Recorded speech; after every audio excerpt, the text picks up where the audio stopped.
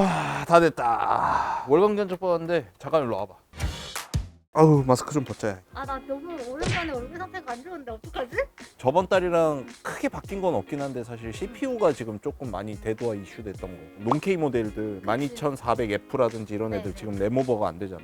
SA 전압이 문제가 있어서 3600 램오버가 다 안 됐던 거, 튜닝램 안 된다는 거. 그리고 12400F가 지금 가격이 조금 많이 올랐잖아. 거기에다가 i3 12세대 같은 경우에는 거의 물건을 보지는 못했는데 가격이 떨어졌더라. 점심 이후에 한번 내가 체크를 하니까 3만 원이 빠지는 거야 갑자기. 저번 영상에 3050 내가 벌크 넣었는데 요번에 이제 벌크를 안 넣어도 되겠더라고. 그래도 보드를 어떻게 해야 될지가 조금 문제는 있는 것 같기는 해. 특정 모델들이 가격이 막 오르락 내리락 하긴 하는데 약간 상승 곡선? 이 660 같은 경우에도 지금 판매가 많이 되는 제품들 뭐 이런 것들이 갑자기 품절 나거나 막 그러면서 가격이 막 급격하게 오르기도 하고 갑자기 신모델들이 B660들이 막 튀어나오기도 하고 뭐가 문제냐면 일단 660 보드가 정보가 별로 없어. 확인이 된 모델을 추천을 하게 되면 사람들이 그쪽으로 급격하게 몰리면서 품절이 나고 가격이 막 치솟고 이러면서 가성비가 되게 떨어지는 이런 효과들도 오기도 하더라고. 메모리 같은 경우에는 요번에 5600X가 가격대가 되게 많이 떨어지면서 램오버를 하면 12세대 i5랑 5600X가 조금 비빌만 하다 이런 느낌까지 거의 따라왔더라고. 우리가 이제 오버클럭이나 이런 건 별로 좋아하지 않다 보니까 추천 견적에는 아예 AMD는 빼버렸거든. 쿨러 같은 경우에는 한마디로 정리하면 12세대 i3가 약하게 쓰는 느낌이다 그러면 기쿨 쓸 거고 좀 하다하게 쓸 거다 그러면 쿨러 하나 넣어야 될 것 같아. 저번에 벤치 돌려보니까 90도 가까이 막 나오고 막 이러더라고. i5는 기존 전에 있었던 것처럼 2, 3만 원대 쿨러 하나 넣어야 될 것 같고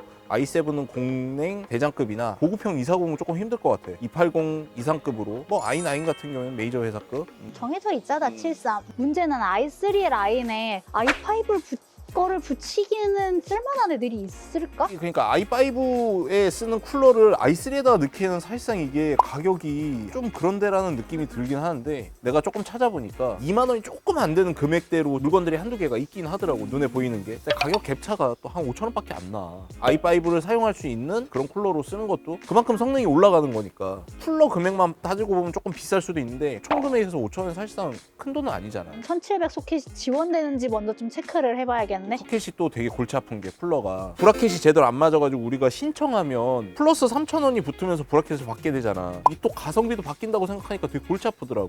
우리 브라켓 조금 남으니까 근처에 사신 분들 오시면 뭐 이렇게 주는 서비스는 아직도 하고 있는 거잖아. 그리고 이제 그래픽 같은 경우에는 저번 달은 되게 한수만 나왔었는데 3050, 6500XT 선택의 폭이 넓어지긴 했는데 6500XT는 아직까지는 좀 그런 거 같고 3050이 아무래도 메인급으로 해서 이제 조금 많이 판매가 되는 걸로 보이는데 어떤 거 같아? 그래픽 카드가 이 회사 거만 써야 돼 이런 상황이었다면 선택의 폭이 굉장히 넓어졌어. 금액을 내면 선택을 할 수 있어. 고를 수가 있어. 화이트도 있어. 와. 그래도 아무래도 이제 가성비 잡으려면 라데온 쪽 6600이나 6600XT 엔비디아는 조금 떨어졌는데 얘네들은 그렇게 많이 안 떨어지기도 하긴 했지만 그래도 가성비가 더 좋더라고. 그렇지. 드라이버 같은 거를 이제 조금 잡을 수 있는 정도의 능력이 되는 사람들이라면 선택하는 것도 나쁘진 않을 것 같긴 하고. 그래서 최근에 가격을 뽑아 보니까 60ti나 7070ti 같은 상급 라인들도 가격이 괜찮아졌어. 그러니까 저번 달에 대비 가격이 좀 떨어지는 게 보이긴 하다. 이번 달 같은 경우에는 사무용부터 여기 지금 표기되는 거는 소프트웨어 포함 안 했고 하드 포함 안 했고 공인비 포함 안 했고 동네 근처에서 구매해도 큰 금액 차이 없는 선에서 뽑을 수 있게 이렇게 금액은 뽑았으니까 사무용을 일단 뽑아보긴 했는데 전에 있었던 10세대랑 내가 성비를 조금 따져봤는데 금액이 내려간 만큼 가성비가 조금 좋긴 좋아졌어. 엔딩적으로 금액이 부담되면 내려라 견적은 이런 식으로. 요 그 SSD도 보급이 되게 안 좋았잖아. 두 개를 넣어놓긴 했는데 왠지 250, 500기가 S3이라고 가격이 그렇게 많이 차이는 나진 않지만 엔딩적으로 따지고 보면 이런 게 또 쌓여서 금액이 올라가니까 사무용 같은 경우에는 예민하게 또 보시는 분들 있잖아. 이걸 멀티 작업으로 조금 더 내가 작업량이 있다라고 생각이 드는 사람들 같은 경우에는 견적을 일단 뽑아보니까 쿨러를 두 개를 넣어놨고 둘 다 1700 되는 걸로 내가 넣어놨거든. 보드는 지금 두 개를 넣어놓은 이유가 갑자기 품절 나고 막 이래서 동네에서 이게 없을 수도 있고 대체 보드로 이거 쓰세요 약간 요런 느낌으로 내장 그래픽으로 해가지고 듀얼 모니터 이상 쓰시는 분들은 될 수 있으면 요걸 쓰셨으면 좋겠다. RGB, DVI, HDMI, DP까지 다 들어가 있기 때문에 SSD는 SATA 버전이랑 M.2 버전이랑 사실 막 체감적으로 확 오거나 막 이러진 않을 텐데 조금 더 좋은 거 쓰시고 싶은 분들은 P31 저번 달 대비 조금 괜찮게 가격이 돌아와서 공인비 제외하고 한 57만 원? 한 58만 원 이 정도면 충분히 구매하시지 않을까. 가격이 또 출렁출렁하니까 가만히 있지는 않을 거 아니야.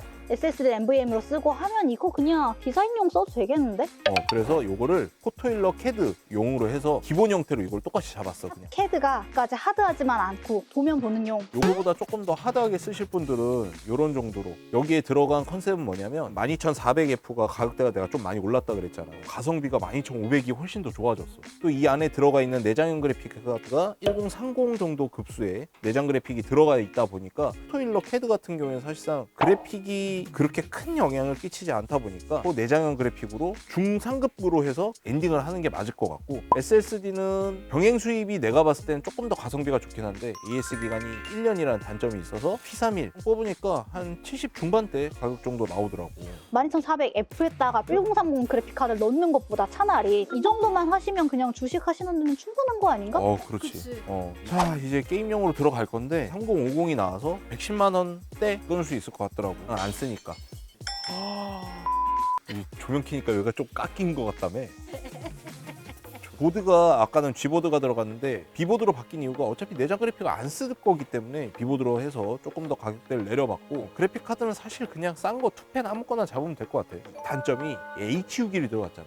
PMV1을 사용할 수가 없어요. 사용을 해도 되겠지만 성능이 떨어지겠지. 가격은 이런 식으로. P31 말고 SATA 500, S311이나 웬디 500 같은 걸 넣어버리면 진짜 확실하게 금액이 100만 원 안쪽선으로 들어갈 수 있지 않나 싶은데? 이렇게 어거지로 막 끌어내리면 100만 원 안쪽으로도 들어갈 것 같아. 근데 절대 그렇게 팔지 않다는 거. 자기가 원하는 한계선에 딱 맞춰서 이렇게 하기보다는 조금 넘더라도 제대로 된 컴퓨터를 사는 게.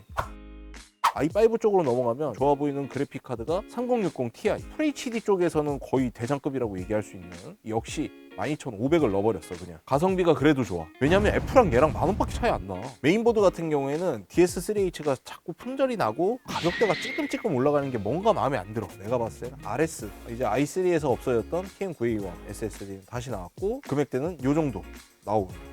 i5에 라데온에서 190 정도 라인으로 가도 금액과 내 노동력을 바꾸는 느낌이지 않을까. 그렇지. 약간 그런 느낌도 있긴 있지. 여기서 지금 우리가 맹점이 하나 있는데 3060 Ti가 2펜이 아니라 3펜 애들도 많이 나온단 말이야. 3펜으로 가게 되면 케이스는 3만 원대, 너무 작은 거 하면 불안해. 그래서 여기다가 이 케이스는 하나를 더 넣긴 했어. 그럼 사양을 조금 더 많이 먹는 애들은 어떤 걸 써야 되냐? 이때서부터 이제 i7이 나올 거야. 3070 Ti 버전으로. 70이랑 70 Ti랑 지금 가격이 조금 많이 붙었더라고. 쿨러 같은 경우에는 보급형 280 내지는 상급 240, 공랭은 대장급 중에서 제일 아래급 AK620서부터. 그리고 메인보드 같은 경우에는 최소가 요걸로 잡았어. 표 자원을 조금 많이 먹는 게임을 하거나 뭐 작업도 내가 함께 겸비한다 그러면 다크포 가시는 것도 나쁘지 않은 선택으로. 그러면 요 정도로 가격대가 높아지면은 함께 어쩔 수 없이 따라붙는 그래픽 고주파음. 그래서 이제 고주파가 없는 모델 같은 경우는 기가바이트 어로스 마스터나 아예 최상급으로 들어가면 조금 없어. 문제는 뭐냐면 사람들이 조금 기피하는 그런 브랜드다, 약간 이런 느낌이 있긴 하지만 그래도 고주파가 조금 신경 쓰이거나 예민하다 이쪽 브랜드. 다듬어가지고 램이랑 보드랑 올려서 3D 렌더링 작업용 하셔도 괜찮지 않을까.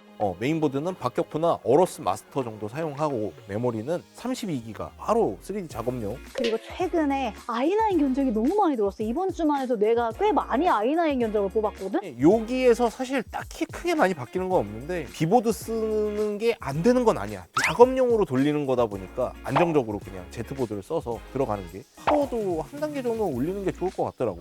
850 정도 하고 여기서 이제 3080이나 이렇게 넘어가면 1000 넣는 게 좋지. USB 장치나 이런 것들도 덕지덕지 많이 달게 될 거고, 어느 정도 풍부하게 넣어놓고 제대로 활용하는 게, 작업용 같은 경우에 추가로 막 들어갈 것들이 없다고 얘기할 수는 없거든.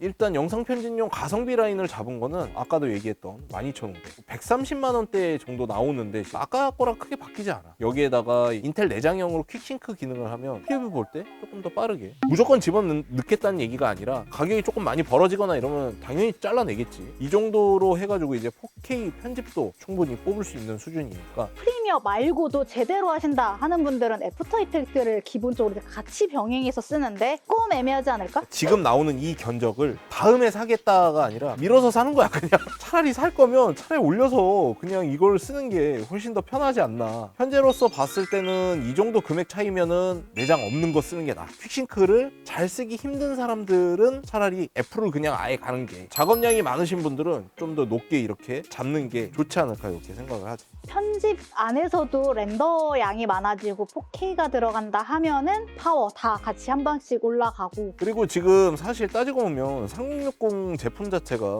가성비가 조금 떨어지긴 하는데 3060 Ti, 3070 Ti 이거를 다 언급해주는 첫 번째 이유는 틀에서 유동적으로 움직여라 이걸 얘기해주고 싶었던 거야. 이렇게 해서 오늘 월간 견적. 네.